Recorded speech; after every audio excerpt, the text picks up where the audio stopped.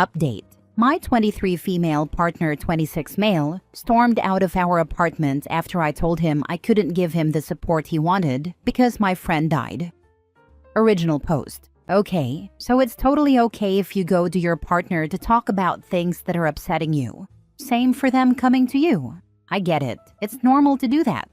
What my boyfriend of 2 years does is a bit much.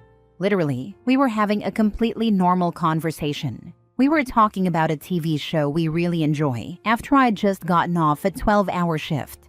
I just wanted an easy evening, and I told him that. I told him that right now I don't have the mental space to deal with anything else on top of what I'm already dealing with. A friend of mine just ended herself not even 2 days ago, and I'm a nurse, so I'm exhausted on top of everything else. It was cool and chill until I stopped talking to turn on said show for us to watch. Then, out of nowhere, he started talking about how much he hated his dad. This would be fine if it didn't happen every time we spoke. Like, even on the day I found out my best friend in the entire world killed herself, he started talking about his dad, about how much he doesn't like him, how he doesn't feel respected by him, and how much it sucks that his dad won't change.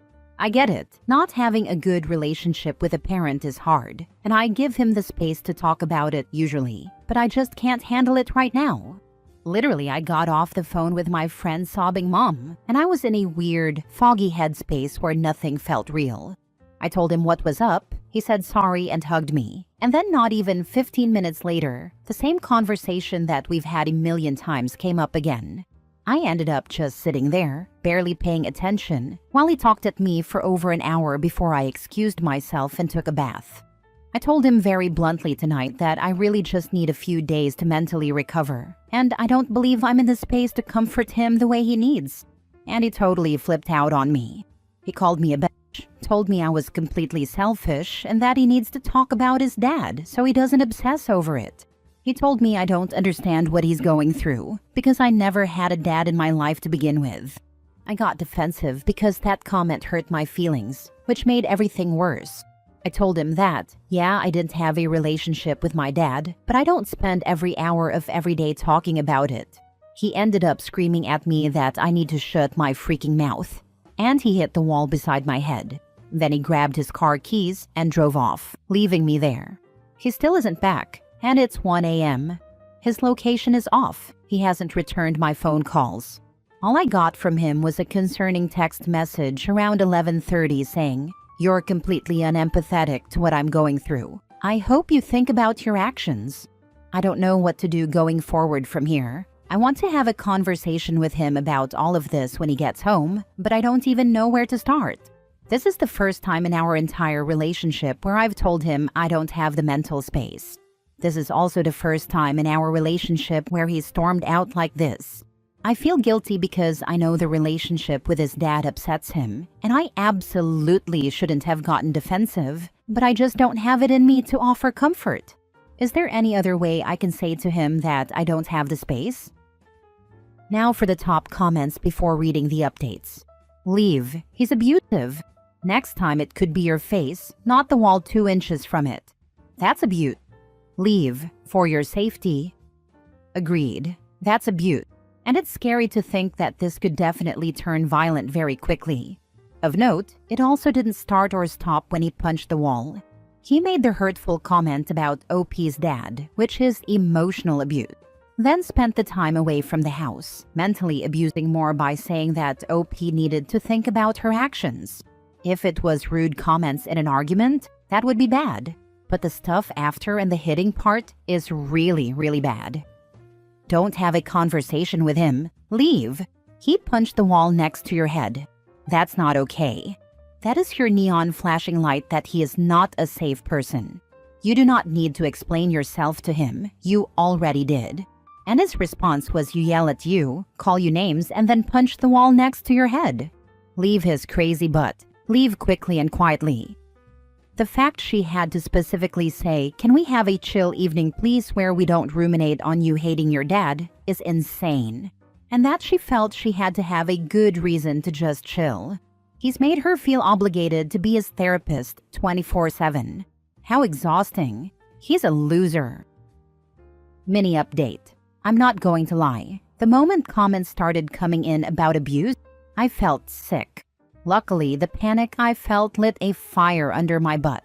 I freaked out. Spam called my brother at like 2 in the morning to wake him up, grabbed my basic essentials and a few bits of clothing, and left. I'm staying at my brother and his partner's house right now because that's what they told me to do. I turned off my location, and I haven't returned his calls or texts. He got home an hour ago and started spam calling me when he realized I wasn't there. He's throwing out a lot of apologies and begging right now, and I feel completely overwhelmed with guilt and this need to be there for him.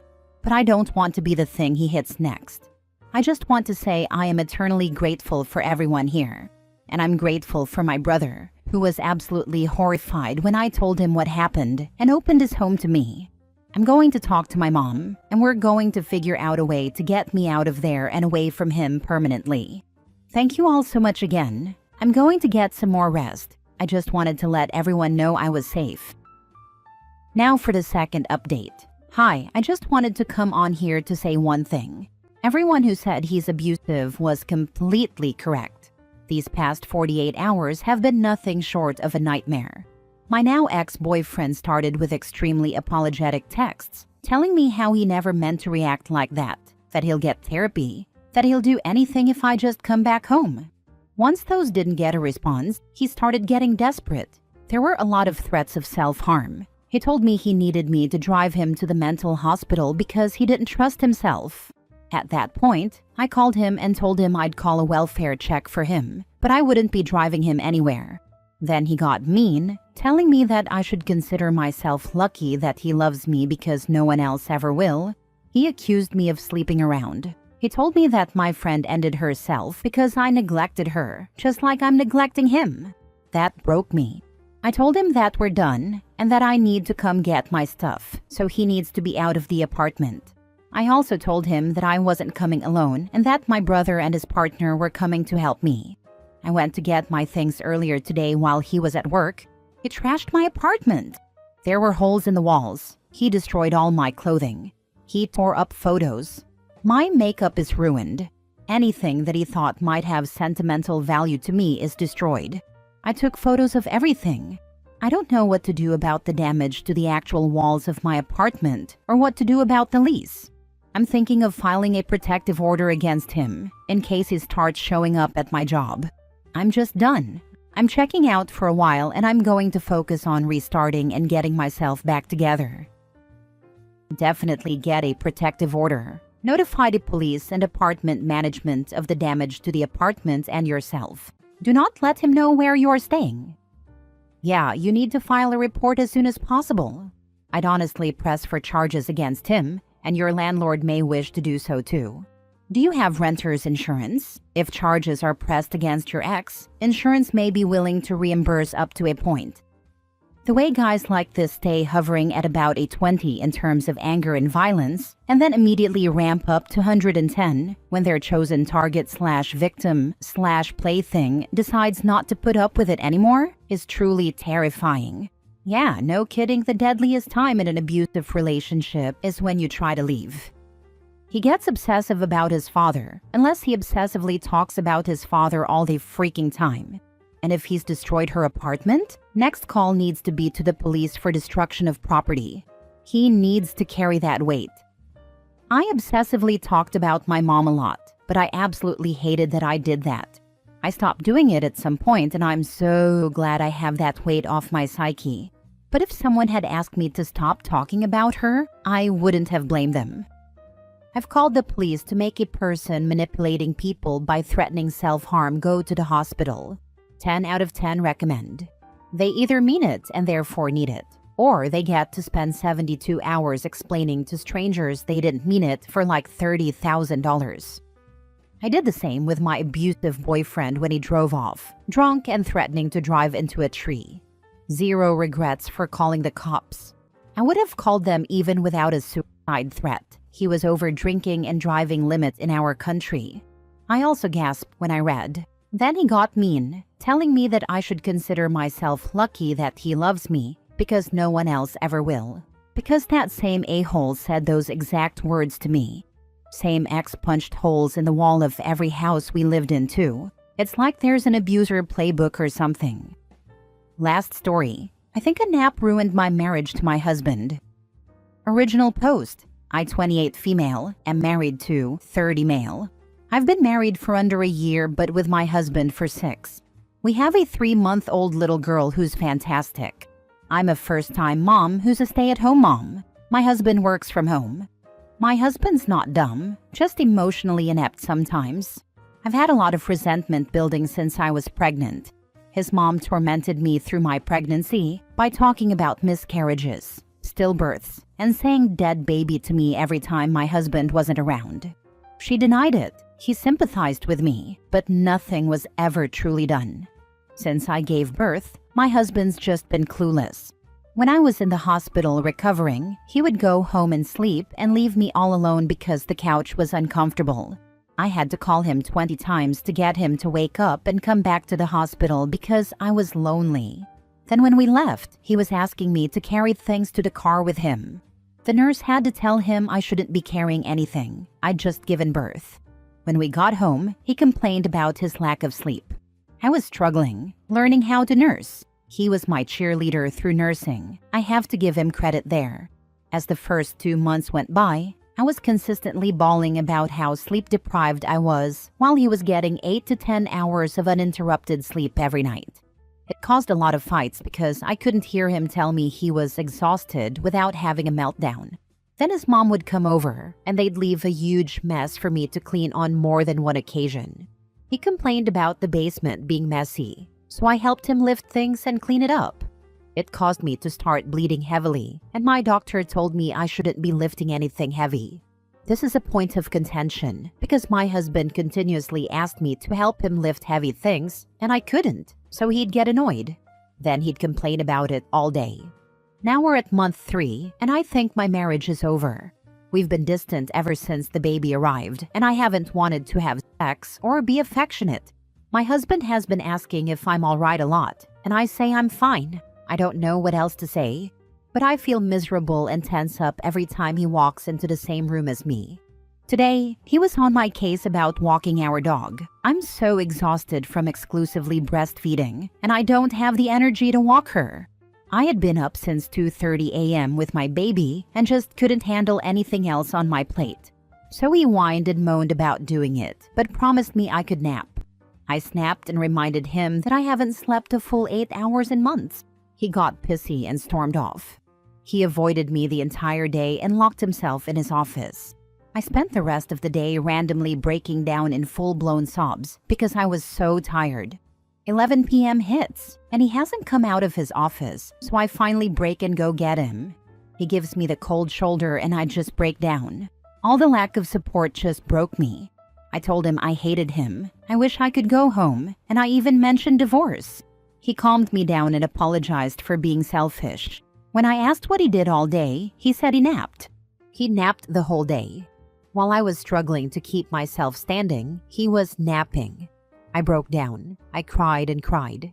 He was apologetic and showering me in sorries and I love yous. For the first time ever, I couldn't tell him I loved him too. Now it's 2 a.m. and I can't sleep because I'm so distraught. He's snoring next to me, and I just hate him right now. I want to take my baby and run away. I don't want to live here anymore. Being a single mom seems easier than dealing with all this emotional stress and neglect.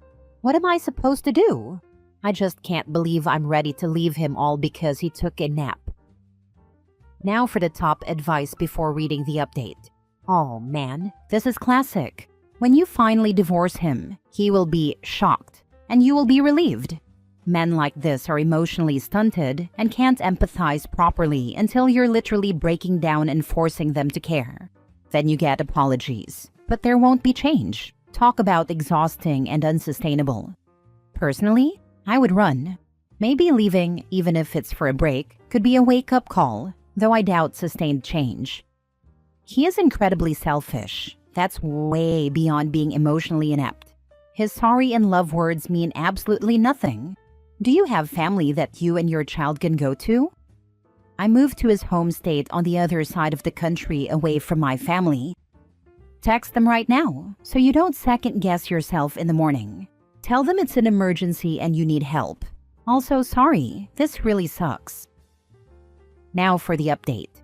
So we talked. Well, I talked. He listened.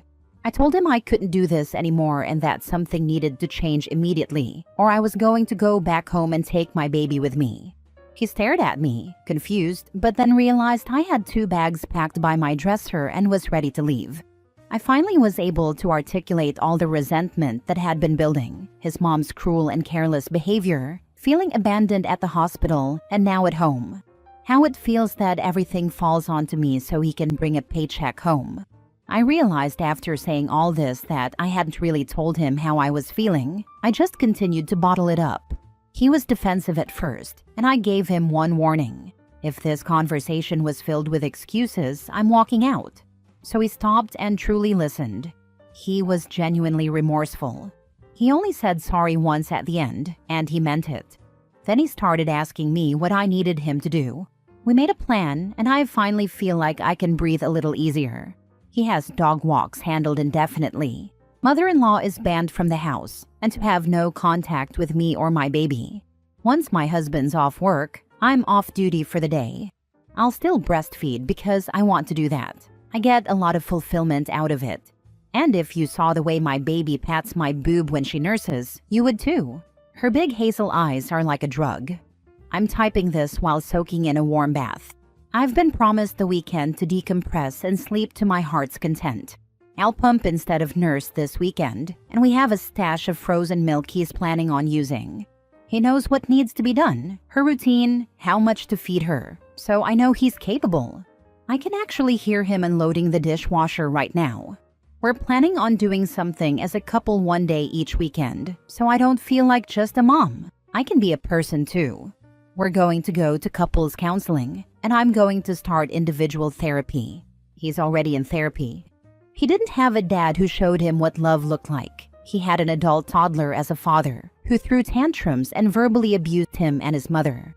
My husband often comments on how my dad drops everything in a nanosecond for me and how he wants to be like that. But he's not. He's failing me and his daughter. That was really tough for him to hear. So now we take it day by day. If he's actually capable of change, I'll have to wait and see. My bags are still packed and by the door. I guess I have them there as a reminder to myself that leaving is an option at any moment I please. That makes me feel a little better. I'm hopeful, but not delusional. I know we might not be able to come back from this, and that's okay. I have to take care of myself so my little girl has a mama who smiles at things besides her. I have an appointment scheduled for a PPD screening, and my mom's planning on visiting at the start of next month. My family's ready with their door wide open when I choose to come home. Made me cry to hear my dad tell me he'll be on the first flight when I'm ready, so I don't have to fly home alone. Thank you all for letting me spill my guts.